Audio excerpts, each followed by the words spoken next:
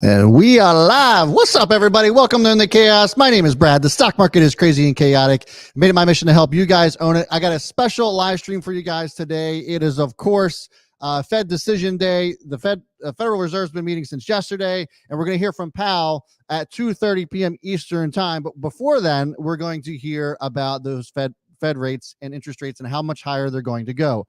Previously, we learned, or we were told from Jerome Powell, the Fed chair, that we were going to be seeing a 50-point rate hike more than likely this time around. However, things have changed. We've seen CPI data come in still very hot, much higher than expectations. We're looking at inflation that it's up around 8.6% year over year.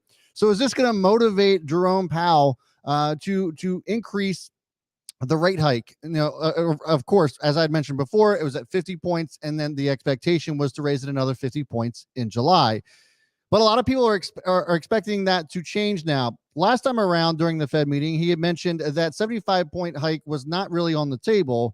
And is he going to stick to that, or is he going to change his tune? I think potentially.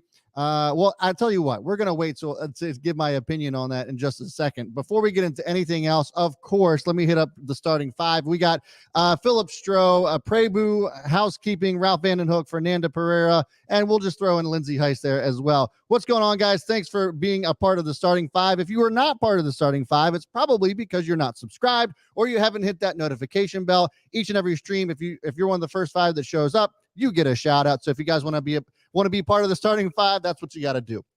Okay. We got, usually if you guys are just joining, first of all, again, I hope I get a thumbs up from you for this stream. However, also, this not my normal time, but we're just doing specifically for the Fed meeting. I usually go live at 3:45 p.m. Eastern time to go over the market close. And if there's earnings, we'll, of course, react to those. I'm going to be ending the stream well before the close today. I just wanted to give a reaction to the Fed meeting and what Jerome Powell has to say. So I have the stream pulled up. When we hear from Jerome Powell, we'll of course react to that as he starts speaking. Again, that'll be at 2:30 p.m. Eastern time. And I'll tell you what, let's see what you guys are chatting about here real quick. I, of course, put in the poll this afternoon where you guys thought we would potentially see the rate hikes go. It looks like most of you are looking at 75 points. So if you guys check out the poll in the chat here, I mentioned the Fed will increase rates by, and I just put semicolon or colon rather, and the answers were 50 points, 75 points, 100 points. 20% of you, surprisingly, so far are saying, or 18% rather, are saying 100 points. 75 points seems to be the consensus at 60%. Not surprisingly, since most people are saying as much. And about 22% of you are saying that 50-point rate hike is where it's going to stay. There's definitely an interesting dynamic. I think that I'm with most of you guys. I think that 75 points seems to be reasonable. There is a case that we could make for the rates to go up to 100 points. I'm not quite sure that we're there yet. There's been a lot of talk about having confidence in the Fed themselves, and that they've kind of been incompetent up to this point. I'm not quite sure about this because we're starting to already see some deflationary measures being taken or factors being taken, right? We're already starting to see a slowdown in hiring. We're seeing hiring freezes. We just heard from Coinbase yesterday talking about 20% decrease in their workforce. And we're seeing that across the board in tech as well. So I think that there's definitely some slowing down. Right, home rates are going up. The mortgage rate's up over 6.25. So I think that to me that we're going to probably see a little bit of a slowdown in home sales as well. We already saw that in April, down 16% or 16%. So I think that we could see something similar in May. We could certainly. I'm not going to sit here and tell you that I think it's going to be something that we just fall off a cliff, where inflation falls off a cliff. But I think we're going to see it probably ease a little bit faster than some might realize. You got to remember too, a lot of the data that comes out is lagging a little bit than what's actually going on right now too. So, 75 does seem appropriate, just given the way that the numbers just aren't coming down. But there's also this issue with just not being able to determine, with the Fed only being able to do so much, I should say. The Fed's going to be able to raise rates, and it's going to hurt or bring back demand somewhat. But the Fed's got nothing to do with rising oil prices. right? The Fed's got nothing to do with food going up and supply chain issues and shortages that we're continuing to experience. So that's definitely going to weigh on the economy still. To me, I think that if those issues or those pressures start to ease, it's going to do the work for the Fed. They're not going to have to do as much. Obviously, there's a lot of people on either side of this, and so I think that whatever you decide to go with is whatever. But at the end of the day, what does this mean for our investments? What does this mean for the market? I think that if Jerome Powell comes in and we see a 75-point rate increase from the Fed, then the market probably could potentially rally. And that might be a little bit of a oxymoron or a little bit of a different way of thinking from a lot of people's perspectives. Because in theory, if the interest rates are going to go up, then it's usually not good for equities, right? However, in this case, I think that if investors are looking at the Fed and saying, okay, we're going to raise the interest rates by 75 points, that this means that they're serious about tamping down inflation, that's going to actually be good for everybody. And so that I think that we could see a potential rally. The market right now, the S&P, I think, has already baked in a 75-point rate increase. And so I think that if they come in right around there, we could see, some potential buying coming in. If they raise it 100, there's potential that this thing really rips to the upside, and we'll see. Definitely want to get your guys' thoughts on this. So let me know in the chat as well. Before we get into anything else, I just want to let you guys know what we are, what today's show is sponsored by, and that is ShareVision. If you guys have not checked out ShareVision, please go do so. The link is in my description as well. I have a channel over there on the new platform that is ShareVision. If you guys aren't familiar with what it is, it's a platform dedicated to just finance. So obviously here on YouTube, you can find anything you want, right? Second largest search engine in the world. However, ShareVision is just focused on finance and anything finance, stocks, personal finance, what you name it, ShareVision has it. So go check them out. I do have, they're helping the channel out. They're helping support the channel. I'm going to help support them.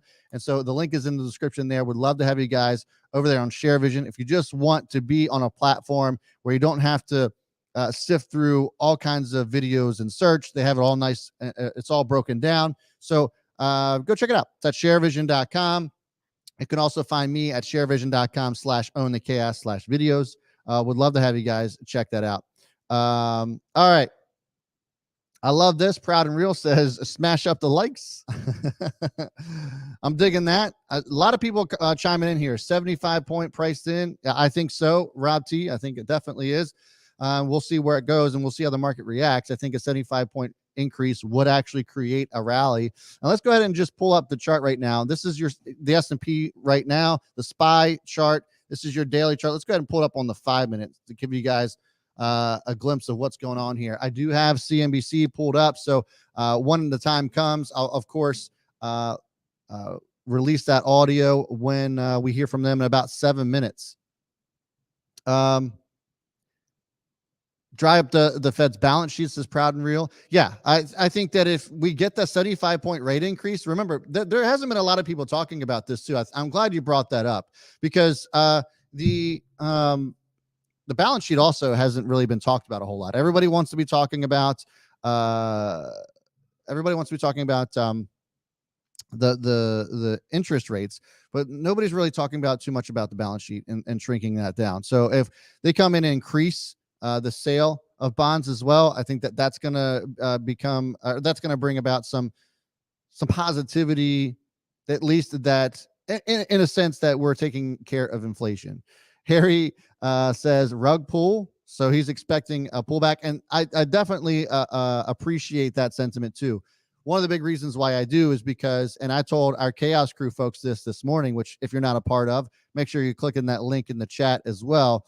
But I told my crew in the morning that I'll probably, if I was looking for short-term trades, I probably would have been out of the market at noon, just because there's definitely going to be some uncertainty, and you just have no idea what's going to be happening in the market after these numbers come out. And so that's going to be, it's just too risky. If you're going to try to play the the rate hikes or lack thereof, whatever it ends up being, I think that you're just gambling at that point. You kind of want to treat this as if it's how do I put this? Like earnings, for example, right? If you're just trading an individual stock on earnings and you're just going in, YOLOing it, hoping that things are going to turn around and look good, then that's going to that's kind of the same way you treat this. Right now, I'm seeing that we're seeing a little bit of a spike here in the SPY. It was trading below 1%, now is above 1%. The overall market is still, I wouldn't say it's in a big rally, but it's just kind of chilling here, I guess, waiting until we see something. The Nasdaq's up around 1.8%, which, you know, if we weren't in a bear market, wouldn't be bad, but that's not really a big deal. Dow's up 215 points, not really all that crazy either, and the S&P's up 41. So we'll sit here and, of course, await those numbers. Someone had mentioned, I thought it was around 2:30. So Jerome Powell is going to be talking around 2:30, but the actual rate increase is it's going to be released at 2 p.m. So that's the difference there. Market's pushing up already, a little bit, not too much, Chris. Okay. Love it, Darren. I'm getting some baby back ribs while listening to Brad. Somebody else mentioned something today. Let's Anton, that's what it was. Anton said, I feel safer with Brad. I appreciate that. We're in it together, man. We're in it together. Okay. Let's see here. So we have about 2 minutes. I'm going to go ahead and we'll give it just another minute here. But let me know what you guys are thinking. Last minute guesses. Put it in the chat. 75 or 50. Put them in there. Polls up to 119 votes. About 65% of you are saying 75. But slap it in the chat if you haven't voted yet.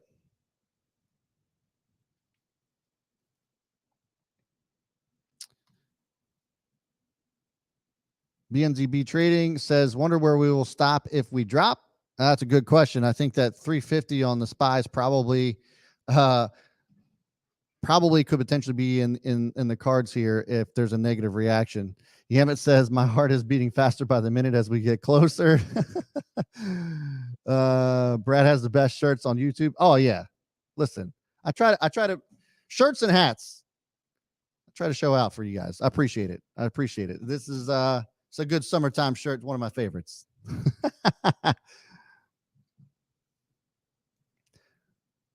One is my preference, though, says Christopher. 100 basis points, I guess, is what he's talking about. Yamit says the hair. I appreciate that, too. Best hair on YouTube. All right. Let's see here. Let's go ahead and I'll bring the audio up here on the CNBC just so we can react to this as these numbers come in. And, of course, you'll be able to see the S&P moving on this reaction, too. Here we go. I'll of course interject as things are being spoken, but let's go ahead and bring us up here. The record that 3/4 of a point is where you are, John Bellows. Where do you see the Fed going? Yeah, we think the Fed's going to hike 3/4 of a point today, perhaps guide towards a similar size hike in July, although I'm not sure that matters right now. Their credibility is really in question. I think the bigger kind of issue for investors is the risks around policy after that, so September and beyond. We've been in an environment where it's been a string of hawkish surprises. I do think, however, that going forward, the risks are more balanced. You know, growth is decelerating. As Mona just mentioned, yields are quite high right now. And should we get a moderation in inflation, which I think is building in the data, you know, we're going to see much more balanced risks and we could see a less hawkish Fed by the end of the year. So hawkish today, guide hawkish, but less hawkish into the year. We've got 1 minute, David. I agree, by the way. I think that that is a very interesting point, you know, and we've been talking about this for a little bit as well. Rip the Band-Aid off, right? Like, let's just get it over with. Go. If you want to raise 150, just do it all right now. What do we need to wait? We already know how hot inflation is. Let's just get it out of the way. And then as we get closer to the fall, then we'll be fine. All right. It's 2 o'clock. Slowing. Towards the end of this year and next year, I think they're going to show inflation coming down anyway. We've got massive fiscal drag. We've got a dollar that's up 10% since the start of the year, hurting exports. We've got more. All right, you can see the market is responding, so it looks as if those numbers are out. We'll wait to hear for what they have to say on CNBC here. For their credibility, they've got to be able to push back at people who say, "Oh, you got to hike to deal with inflation now," because they've got to take a long-term view. And a long-term view, inflation is going to come. Markets are moving back up. Avoid pushing us into recession. I think that's a very interesting point. I want to. Holy shit, guys! Look at this. Going to get it wrong again. But meantime, let's go to Steve Leisman with the Fed decision. 75 basis points. The Federal Reserve Committee raising the funds rate by 75 basis points to a new target range of 1.5 to 1.75%. First time they've done a 75 basis point rate increase since 1994. It plans to continue its plans to reduce the balance sheet as laid out in the prior month and anticipates additional increases in the funds rate. To wit, the new forecasts from the Federal Market Committee show that they see the rate outlook for 2022 at 3.4%. That's up from 1.9. Pretty much meets where the market is. For 2023, it's boosted its own rate outlook, the median official, to 3.8% from 2.8%. That's a full percentage point increase. And again, pretty much meets where the market was at. Maybe the market where the Fed was at. We don't know which way this works, but it is one of the most markets are now turning back down. In the outlook, crazy volatility right now of the funds rate that we have since we've been publishing this thing since 2011. The Fed repeating that inflation remains elevated. It sees the Ukraine war putting upward pressure on inflation. Says the China COVID situation, the lockdowns there are worsening supply chain problems. Economic activity, it points out, picked up in the second quarter from weakness in the first, obviously. It cut, however, its 2022 and 2023 growth forecast pretty sharply for 2022 by 1.1 percentage points, boosting the unemployment rate a bit for this year, 3.7%. But when you go out, they've raised it by 0.5 point in 2024, boosted its core inflation outlook. Look at this candle in the 5-minute on the SPY. How insane. It sold off all the way down to 375 from 379. We'll call it 380. And this last 5 minutes has been absolutely insane. Holy shit. Dissented, wanting a 50 basis point increase, which is interesting in and of itself. But there you go, guys, a 75 basis point rate increase. And the Fed saying it anticipates additional increases in the funds rate will be appropriate. Back to you. Steve, stick around. The market pretty much taking. All right, so there you have it. We have a 75-point rate increase from the Fed, and the market has been all over the place. I don't think there really isn't any kind of direction that this is choosing to go in. We saw a huge spike all the way up to nearly 380 at 379.98. That is the official high of the day, intraday here. And it sold off all the way down to 375, and it's been kind of battling between where we're headed. Are we going up or are we going down? Right now, the S&P, it looks like there's some selling pressure here. It's down. The S&P is still in the green for the day, only up 0.75%. It was up over 1% on the day when it shot up over to that 379.98. Now sitting at 375.80. Like, give me your guys' thoughts on this. I think that this is the appropriate move. Looks like a lot of you guys, just considering the poll here, were right, and assuming that we would see 75. Let's just hear what Mike has to say here.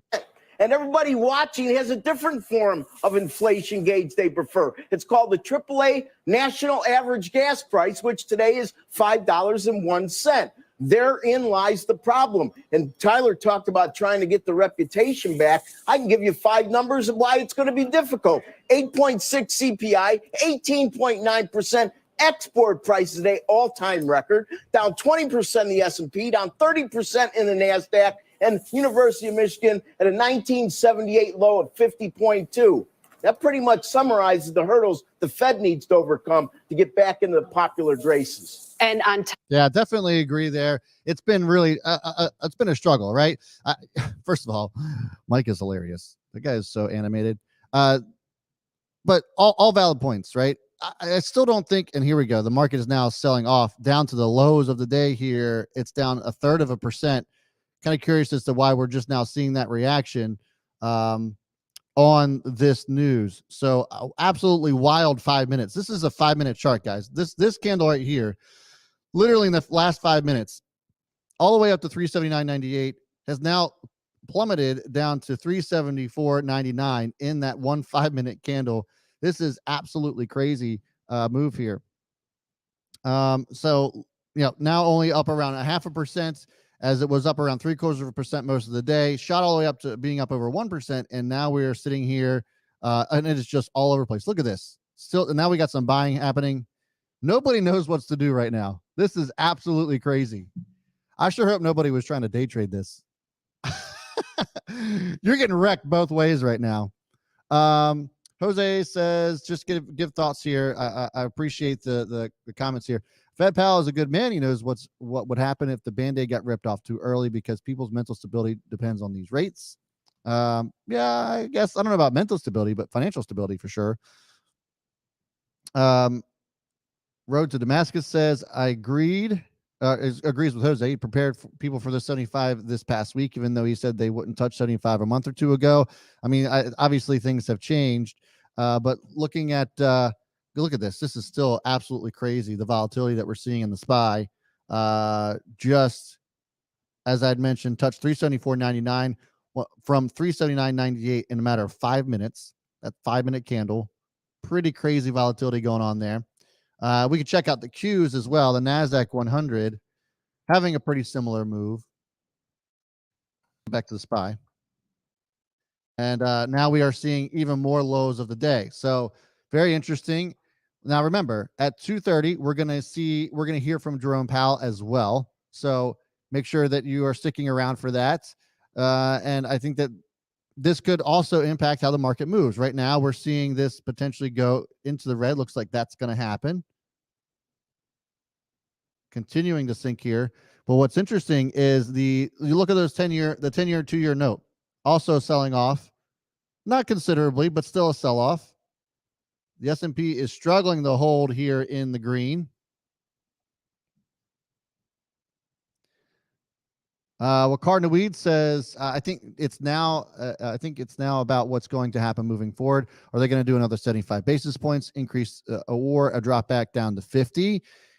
Very great question. A really good point. I think, in my opinion, I'll keep the chart up here as I'm talking, but I think, in my opinion, that this is going to be something to certainly watch out for when Fed Jerome Powell speaks, because if he talks about another 75-point rate increase, I think that could actually damage equities. If he comes in and talks about maybe 50, or it's a let's wait and see what June looks like, then it's going to do one of two things. If he comes in and says, let's wait and see what June looks like before we make any rash decisions on another 75-point rate increase, then I think the market's not going to like that. They want certainty.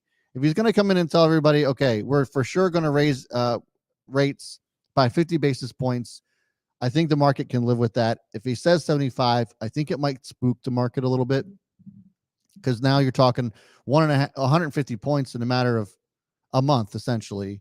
A 75 point here and a 75 point in July over the next 30 days, that would be pretty considerable. So you have, I think that would certainly spook the market. If he comes out and says, hey, we're raising it at 75 points this time around, and then we're going to raise it another 50, and then we're going to stop until September and see how things shake out, I think the market would accept that. I think that we could see a pretty decent move surrounding around that. There's going to be certainty. There's going to be potentially confidence restored. And, we'll see what happens after that. But that's kind of my thoughts.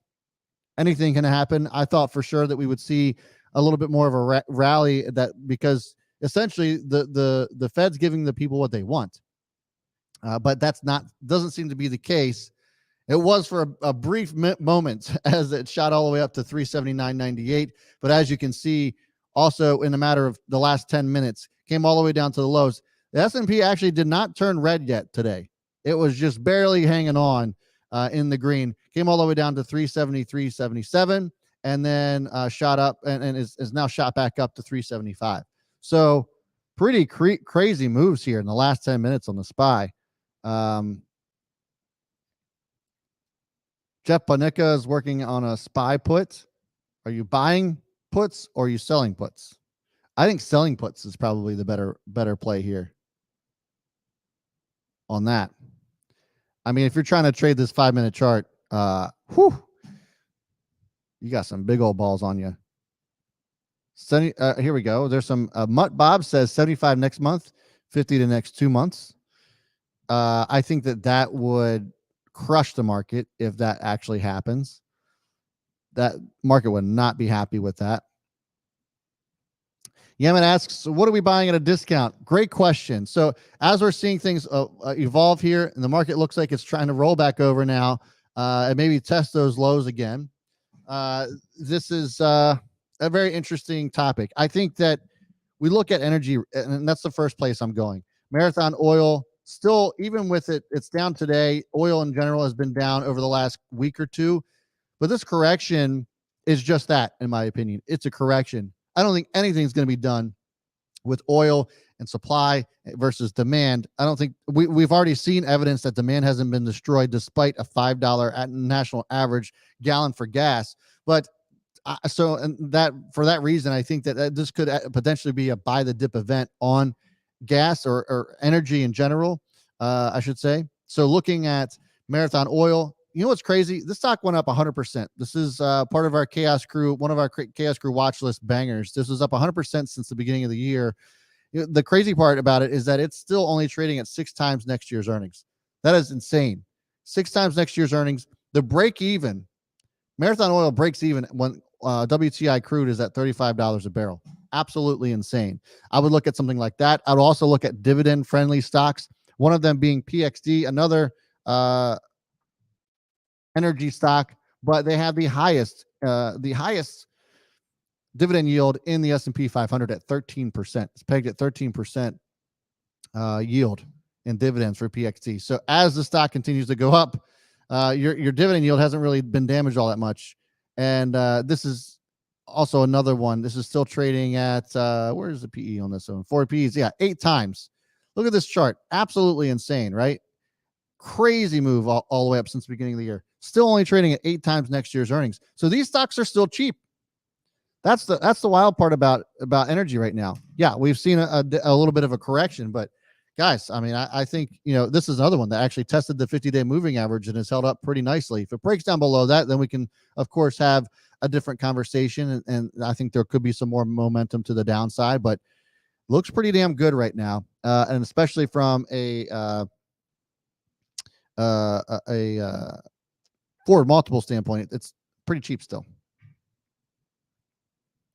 Federal Reserve states to expect to start cutting rates in 2024, and that's from Unusual Whales. Always bring in the heat. Love this. Better be some direct questions to Powell at 2:30. And once he starts talking, I'll go ahead and kind of shut up for a little bit because definitely want to hear what he has to say. And of course, I'll interject when it makes sense. But some really interesting moves here on the market. Let's go back to the SPY and see how that's been reacting. Still hanging on to that green. Still hanging on the green for the day. S&P is up now 0.5%. Extremely volatile 15 minutes since those numbers came out. I'll tell you what, let's see what Steve Leisman has to say. Do another 50 basis points next week or next month. It means if you can get to a place where there's some agreement on the outlook and what the task is at hand, we can take some of the volatility out of this market. And it means that if you're a bond trader, you come in the morning and you're not guaranteed to lose your shirt at the end of the day. Wouldn't that be nice? Mike Santoli, you want to give us a parting comment here? Yeah, I would say that it's certainly helpful if, in fact, the market's current projection of where the Fed's going to end up is in line with where the Fed itself is right now. I do think what's going to be key to listen for, though, from Chair Powell is what cost is the committee willing to accept for success on inflation? Yes. Right. You have the consensus projection of unemployment ticking up higher very modestly. And that's what we're going to have to hear from him as well. Right. Like when do they stop? When do they stop increasing rates? What's the metric? Like, where does inflation have to come down to before you start actually slowing down rate increases? And, everybody's going to have their opinion on that, of course, but we're not actually going to know what's going to happen until we hear from them. And so there's going to be a lot to digest. I hope that a lot of good questions get asked during this meeting and during the presser, but we're about 15 minutes away from that. See a lot of people talking about crypto melting. Let's take a look at Bitcoin real quick and see where that's at. if you guys were part of the stream earlier in the week, I talked about how I thought Bitcoin would potentially see, and it's getting close. 19,800 is kind of where I think we could see that. That was a previous support that we saw back in December of 2020. Also, the previous high that we saw in 2017. So it was a resistance, obviously blasted through that, should act as a support. Let's take a look at where that's at right now. 20,773 is the bottom of today's trading on Bitcoin. I think that 19.8 seems to be a reasonable area. And so I think, I don't know, this is something that I certainly think is worth keeping an eye on, that level too. Because if it breaks down below 19.8, Bitcoin could get really ugly. But if it holds above this, could be a solid time to accumulate some more if that's something that you're looking to potentially do. But yeah, again, give me you guys thoughts on this. How you feeling? Let's go back and check out the SPY. And again, I'll be airing the Jerome Powell speaking.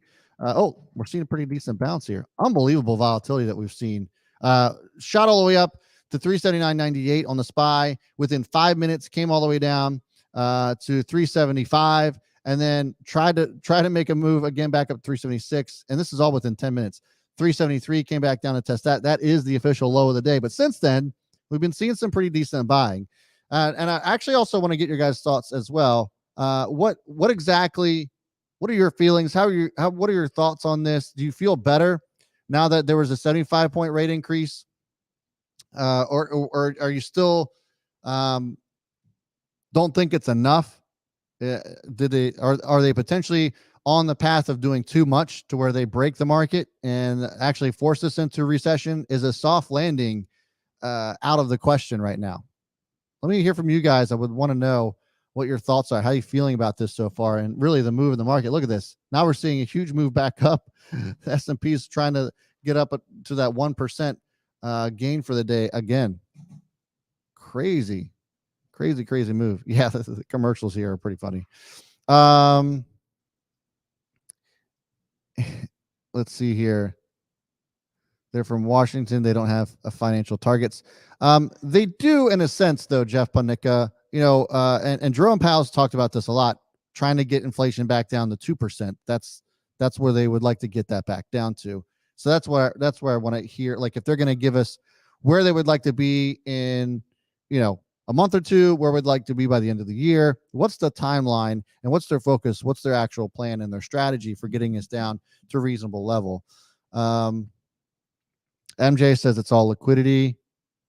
For sure. I think that there's definitely something to be said for there. Yamit says the market needs to sell off more. I need to shop.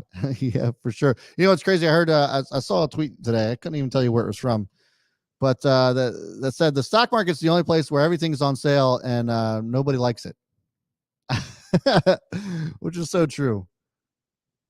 Road to Damascus says feeling better. 50 would have been Fed denial. I think so too. Market reaction showcases a mature market. Maybe. I think so. I mean, right now, as it stands, the market hasn't really done much other than go up and down for the last, 15 minutes. But, performance-wise, it hasn't really gone anywhere. If you would have been trading at, what is this, 11:40 this morning, Eastern time, you would think that the market just hasn't done shit all day. So Savvy Money Show says soft landing without a parachute. Alan Roth says, why don't they just raise it by 2 to 3 points or even more? They're just going to drag this whole thing out by making those little increments. Why not just suffer the short-term pain and not drag this out? It's a great question. And you know what the reasoning is? Let's chat about that for a little bit, because the reason they're not going to raise it that much, which, by the way, you've heard me talk about ripping the Band-Aid off. Let's get this over with, because we're so far off the mark, I think 1% probably would still be appropriate. I think we could have seen the market actually rip up on 1% or 100 basis points.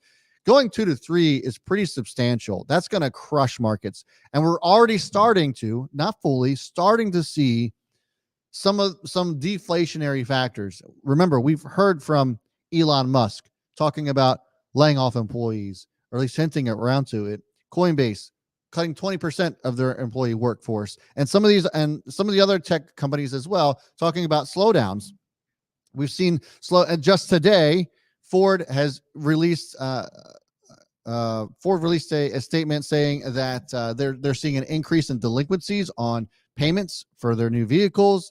That's also should be considered, at least in my opinion. And so if we go up 2-3%, we're already lagging a potential move back down. Is it fast enough? I think that remains to be seen. Everybody has their own opinions on that, but I don't think that going up that much. I understand where you're coming from because you just want to get it over with, but we have to ease this down to some degree, because if you go up too crazy, then you are going to throw the economy into a recession, and it may take a long time to bring us back from that. So that is why they kind of titrate this down in increments like this. So it would be unreasonable. You got to think about, your credit card interest rates going up another 2-3%. How would that make you feel? Right. So there's definitely a lot of things to consider when going up too much. You don't want to go too quickly. But appreciate the question. I think that's I think a lot of people probably had the same one. So definitely a good question to ask. Bitcoin getting crushed, as Jose, give me confidence that Fed Powell's on track. Maybe. I think that Bitcoin's actually got a solid value here, just given how much this has come down. Only thing on sales, my current average cost, says Schwinn. Okay. Can we be this is a great question. Can we be bullish on both energy and the market, considering both are inverse? You seem to be bullish on the market from March and also energy. Yes. I think you can. One of the big reasons is because there is still a lot of money moving around. One of the viewers mentioned a lot of liquidity still in the market. We're not seeing a demand destruction in energy. We're just not. And if you think about this, we haven't really seen oil move anywhere for the last decade, while everything else has. The overall economy has increased its inflation rate by around 2% thereabouts over the last decade. If you take away, obviously this current year or 18 months, and oil prices, gas prices haven't moved a muscle, really. Obviously 2015, 2014, you saw it move up and then it came right back down, didn't go anywhere, right? And so with that being said, I think that in certain cases you can make the argument that oil is finally just catching up with everything else on one side. The other side is there's a shortage now because with the sanctions put on Russia, there's 10% of the world's oil supply has been taken out of the economy, the global economy. So how are we replacing that? Right now, nobody has an answer. Refineries aren't refining.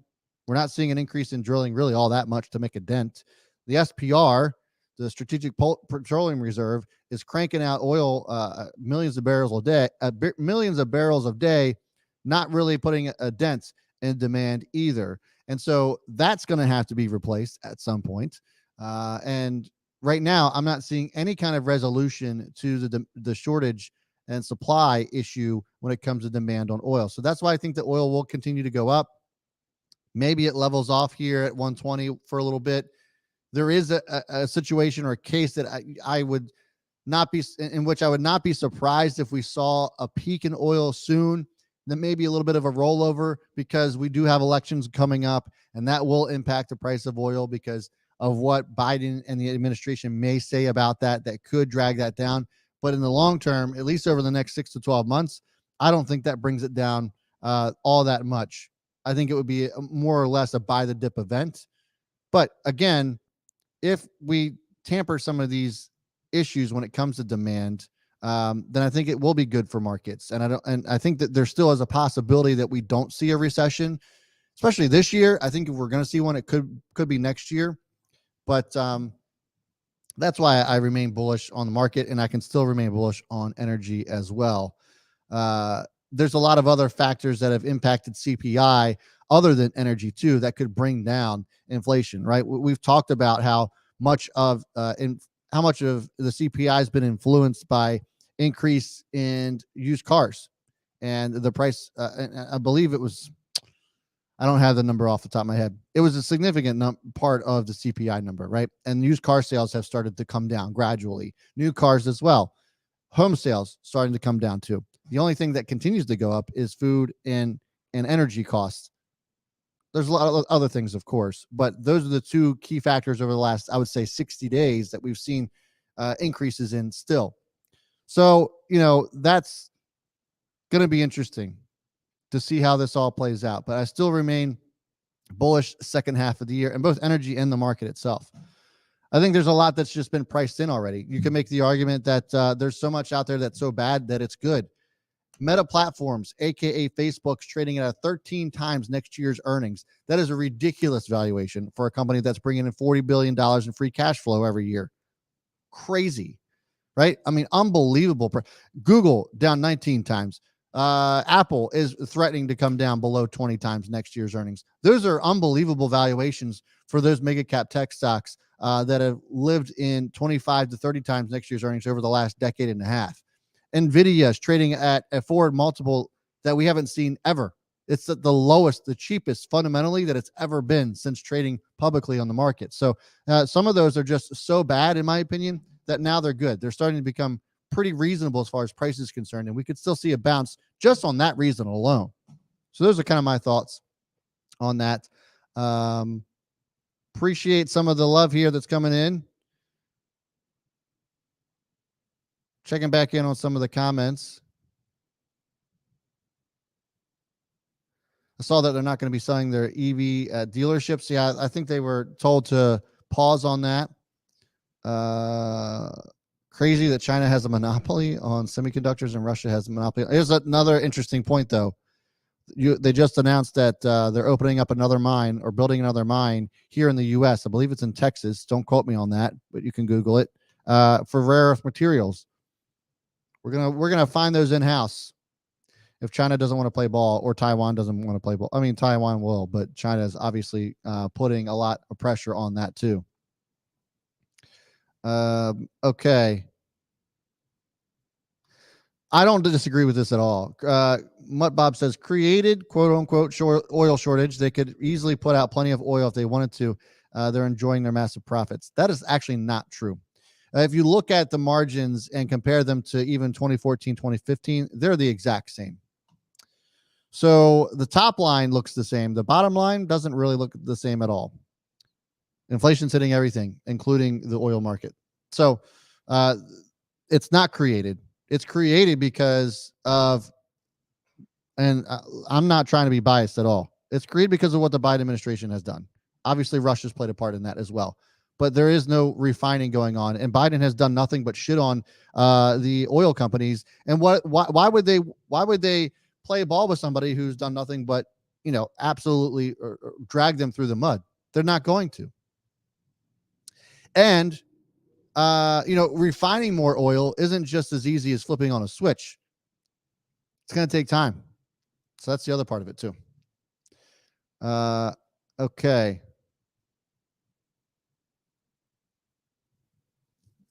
Let's see here. Bodie Beer brings up a good point. It's not just oil companies. I find it funny that they catch all the blame, but not one made a peep about their losses when the oil was on the cheap. Right. 18 months ago, oil was negative. It's like everybody forgot that. That's the hilarious part. Oil was trading negative 18 months ago. How quickly we forget.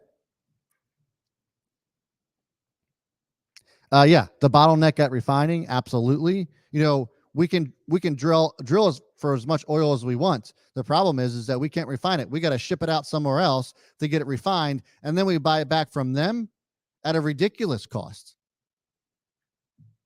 That's what negative net exports will do to you. All right. We are about a minute away from the Fed speaking. Let's go ahead and get back onto screen sharing here. Right now, the S&P is down around 1/3%. And we're going to hear from the Fed chair, Jerome Powell, here in just a minute. As soon as he comes on, I'll, of course, give you guys the audio on that.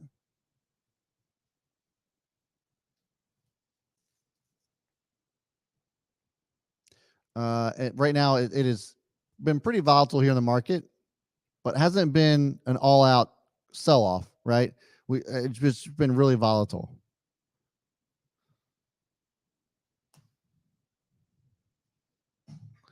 Savvy Money Show, just getting back on the oil conversation. 46% of the oil price is taxed when oil per barrel was the same price at pump and did not cost the same because it was taxed the same. Yeah, agreed. Very good point. So yeah, I mean, you just for anybody who is still unsure or doesn't believe what I'm talking about when it comes to oil and profit margins being the same as they were, just Google crack spread. And no, I'm not talking about a porno. Here we go. We're strongly committed to bringing inflation back down, and we're moving expeditiously to do so. We have both the tools we need and the resolve that it will take to restore price stability on behalf of American families and businesses. The economy and the country have been through a lot over the past 2.5 years and have proved resilient. It is essential that we bring inflation down if we are to have a sustained period of strong labor market conditions that benefit all. From the standpoint of our congressional mandate to promote maximum employment and price stability, the current picture is plain to see. The labor market is extremely tight and inflation is much too high. Against this backdrop, today the Federal Open Market Committee raised its policy interest rate by 0.75 percentage point and anticipates that ongoing increases in that rate will be appropriate. In addition, we are continuing the process of significantly reducing the size of our balance sheet. I'll have more to say about today's monetary policy actions after briefly reviewing economic developments. Overall economic activity edged down in the first quarter as unusually sharp swings in inventories and net exports more than offset continued strong underlying demand. Recent indicators suggest that real GDP growth has picked up this quarter, with consumption spending remaining strong. In contrast, growth in business fixed investment appears to be slowing, and activity in the housing sector looks to be softening, in part reflecting higher mortgage rates. Tightening in financial conditions that we've seen in recent months should continue to temper growth and help bring demand into better balance with supply. As shown in our summary of economic projections, FOMC participants have marked down their projections for economic activity, with the median projection for real GDP growth running below 2% through 2024. The labor market has remained extremely tight, with the unemployment S&P is selling off around 0.33%. Job vacancies at historical highs and wage growth elevated. Over the past 3 months, employment rose by an average of 408,000 jobs per month, down from the average pace seen earlier in the year, but still robust. Improvements in labor market conditions have been widespread, including for workers at the lower end of the wage distribution, as well as for African Americans and Hispanics. Labor demand is very strong, while labor supply remains subdued, with the labor force participation rate little changed since January. FOMC participants expect supply and demand conditions in the labor market to come into better balance, easing the upward pressures on wages and prices. The median projection in the SEP for the unemployment rate rises somewhat over the next few years, moving from 3.7% at the end of this year to 4.1% in 2024, levels that are noticeably above the March projections.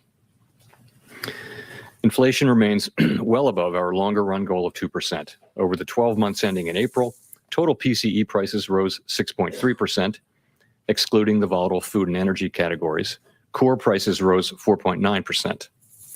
In May, the 12-month change in the consumer price index came in above expectations at 8.6%, and the change in the core CPI was 6%.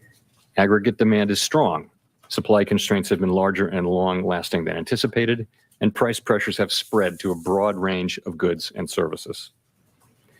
The surge in prices of crude oil and other commodities that resulted from Russia's invasion of Ukraine is boosting prices for gasoline and food, and is creating additional upward pressure on inflation. And COVID-related lockdowns in China are likely to exacerbate supply chain disruptions. FOMC participants have revised up their projections for inflation this year, particularly for total PCE inflation, given developments in food and energy prices. The median projection is 5.2% this year and falls to 2.6% next year and 2.2% in 2024. Participants continue to see risks to inflation as weighted to the upside.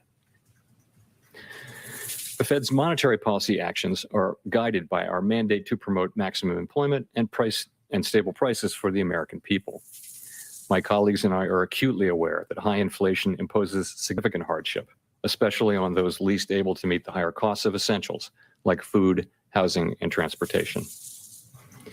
We are highly attentive to the risks high inflation poses to both sides of our mandate, and we're strongly committed to returning inflation to our 2% objective. Against the backdrop of the rapidly evolving economic environment, our policy has been adapting, and it will continue to do so. At today's meeting, the committee raised the target range for the federal funds rate by 0.75 percentage point, resulting in a 1.5 percentage point increase in the target range so far. Tell us about July. The committee reiterated that it anticipates that ongoing increases in the target range will be appropriate. And we are continuing the process of significantly reducing the size of our balance sheet, which plays an important role in firming the stance of monetary policy. Coming out of our last meeting in May, there was a broad sense on the committee that a 0.5 percentage point increase in the target range should be considered at this meeting if economic and financial conditions evolved in line with expectations. We also stated that we were highly attentive to inflation risks and that we would be nimble in responding to incoming data and the evolving outlook. Since then, inflation has again surprised to the upside. Some indicators of inflation expectations have risen, and projections for inflation this year have been revised up notably. In response to these developments, the committee decided that a larger increase in the target range was warranted at today's meeting. This continues our approach of expeditiously moving our policy rate up to more normal levels, and it will help ensure that longer-term inflation expectations remain well anchored at 2%. As shown in the SEP, the median projection for the appropriate level of the federal funds rate is 3.4% at the end of this year, a percentage point and a half higher than projected in March, and 0.9 percentage point above the median estimate of its longer run value. The median projection rises further to 3.8% at the end of next year and declines to 3.4% in 2024, still above the median longer run value. Of course, these projections do not represent a committee plan or decision, and no one knows with any certainty where the economy will be a year or more from now. Over coming months, we will be looking for compelling evidence that inflation is moving down, consistent with inflation returning to 2%. Oil right now is tanking. It is down at 3.5%. Down $3.50 at down 3% on the day. Outlook for the economy. Clearly, today's 75 basis point increase is an unusually large one, and I do not expect moves of this size to be common. From the perspective of today, either a 50 basis point or a... Look at the S&P right now. We're now almost up 1%. Right as Jerome Powell started talking, the markets turned red, and now the S&P, the SPY, is now cranking up. It's now up over 1%. What an unbelievable move. Crazy volatility that we've seen over the last 35 minutes or so. And to keep longer-term inflation expectations well anchored. Making appropriate monetary policy in this uncertain environment requires a recognition that the economy often evolves in unexpected ways. Inflation has obviously surprised to the upside over the past year, and further surprises could be in store. We therefore will need to be nimble in responding to incoming data and the evolving outlook. And we will strive to avoid adding uncertainty to what is already an extraordinarily challenging and uncertain time. We are highly attentive to inflation risks and determined to take the measures necessary to restore price stability. The American economy is very strong and well positioned to handle tighter monetary policy. To conclude, we understand that our actions affect communities, families, and businesses across the country. Everything we do is in service to our public mission. We at the Fed will do everything we can to achieve our maximum employment and price stability goals. Thank you, and I look forward to your questions. Here we go. Thank you. Howard Schneider with Reuters. Two related questions. Chair Powell, do you feel you boxed yourself in with the language you used at the last press conference on 50 basis point hikes in June and July? And would you please give us as detailed a sense as you can of what role you played in reshaping market expectations so quickly on Monday? So, as you know, we always aim to provide as much clarity as we can about our policy intentions, subject to the inherent uncertainty in the economic outlook, because we think monetary policy is more effective when market participants understand how policy will evolve, when they understand our objective function, our reaction function. And in the current highly unusual circumstances with inflation well above our goal, we think it's helpful to provide even more clarity than usual, again, subject to uncertainty in the outlook. So S&P is about to hit the high of the day. There it is. Just hit the high of the day off of the Jerome Powell speaking here. And have generally shown that they understand the path we're laying out. Of course, it remains data dependent. And so that's what we generally think about guidance, and that's why we offer it.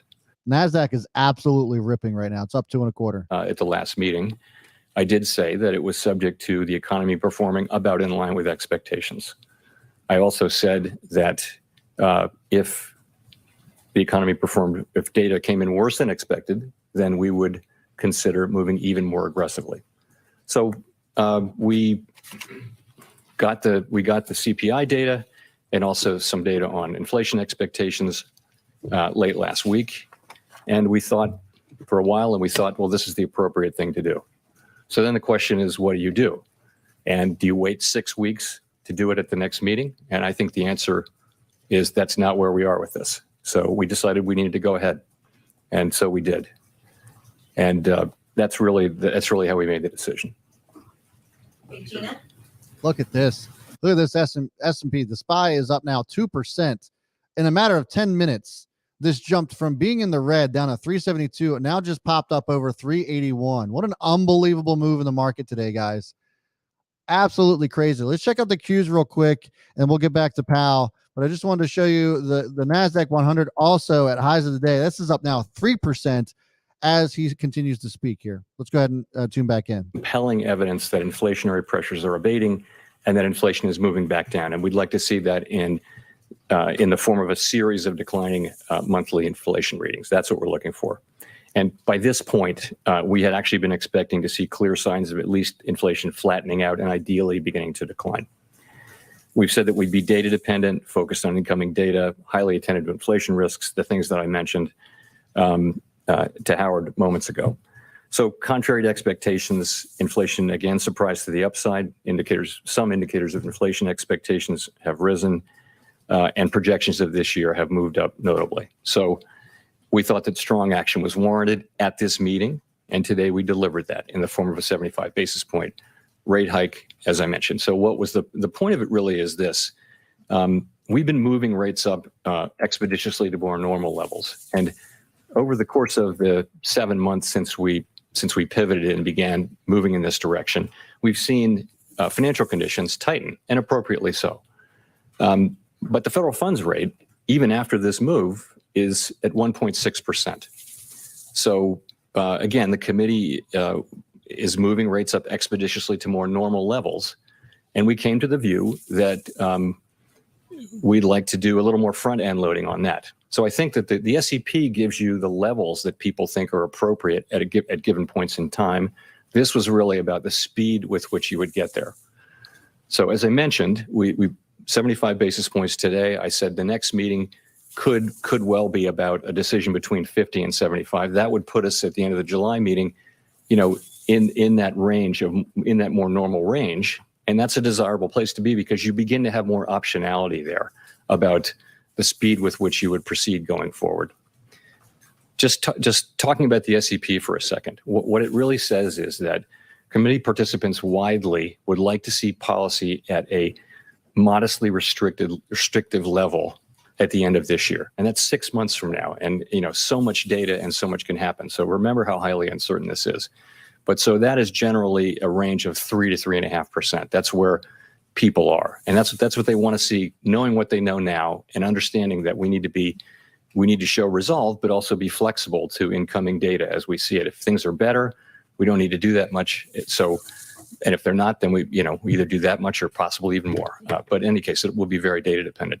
Then you're looking at next year, and what you're seeing is people see a bit more tightening and in a range of maybe 3.5% to 4%. And that's generally what people see as the appropriate path for getting inflation under control and starting back down and then getting back down to 2%. So 75 basis points seem like the right thing to do at this meeting. And that's what we did. Steve Leisman, CNBC. Thank you for taking my question, Mr. Chairman. You have not used the phrase in a long time, monetary policy is in a good place, which is a phrase that you used to use often. Now that the committee is projecting 4% or 3.8% next year in terms of the funds rate, which is similar to where the market is now, the futures market of 4% funds rate next year. Do you think that's a level that is going to be sufficiently high enough to deal with and bring down the inflation problem? And just as a follow-up, could you break that apart for me? How much of that is restrictive and how much of that is a normal positive rate that ought to be embedded or not, in your opinion, in the funds rate? Thank you. Sure. So the question really is, how high does the rate really need to go? And this is, the estimates on the committee are in that range of 3.5% to 4%. And how do you think about that? Well, you can think about the longer run neutral rate. You can compare it to that, and we think that's in the mid twos. You can look, frankly, at broader financial conditions. You can look. Okay, so just to kind of give you guys an idea of what I think this said. Why is the stock market right now? S&P is up over 2% after a brief sell-off since the numbers. Once Jerome Powell started speaking, it started to move up. My thoughts on this are that we have some clarity. One of the big reasons why we have clarity is because Jerome Powell explained why they raised up to 75 basis points, projecting 4%, 3.8% this time next year in as far as the future funds rate is concerned. And so this is what the market wanted. They wanted some sort of clarity. And he also didn't rule out a 50 to 75 point rate hike in July if things don't change. He did admit that he didn't expect, or the Fed themselves didn't expect, that inflation would continue to run rampant over the last month or so, specifically talking about May's CPI number. And so they deemed it necessary to raise that 75 points. He also didn't rule out raising another 75 points if things don't calm the hell down. And so that is why the market's reacting the way that it is. Whether or not this holds up remains to be seen, obviously. But what an absolute face ripper to the upside. Looking at the Dow Jones right now, it's up around 450 points or so, 435. And it is still looking pretty damn good. Unless Jerome Powell comes out and says something absolutely crazy, I think that this is where the market's probably going to live for the rest of the day.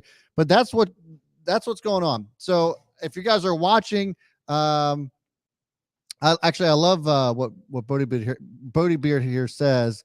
Says gives them room to cut rates if it was warranted. Right. So like if they raise it another 75 basis points and then come September, it's like they won't cut it that quickly in September. But if they start to see it coming down, it gives them that option to slow things down if they wanted to, as far as rate hikes are concerned. So all around good things. This is kind of what I expected from a 75-point rate increase, was that the market would rally like this. Again, whether or not this is going to be sustainable from here remains to be seen. But you heard Jerome Powell talk about slowing in housing and hiring, and that there's even some increase. There may be some potential increases in jobless claims moving forward, so that it won't. So we'll see a little bit not quite as tight of a job market as we're seeing right now, which is all good things. Obviously, they still have a lot of work to go. Inflation's still going to be very much a problem, and it's not going to get solved overnight. But this is a move in the right direction, and I think that this is why also that the market is reacting positively to this. Yeah, I appreciate that, Amal. Thanks so much. I appreciate the kind words. All right. So that's actually going to do it for me today. I'm going to be back here live tomorrow. And of course, we'll react to whatever else is going on in the market. Tomorrow will be Thursday, June 16th. We do have some earnings to react to tomorrow. So make sure you guys are sticking around for that. I'll be back at 3:45 p.m. Eastern time. If you're not subscribed already, please consider doing so. Hit that like button on your way out the door, guys. And thanks so much for tuning in. I'll see you tomorrow.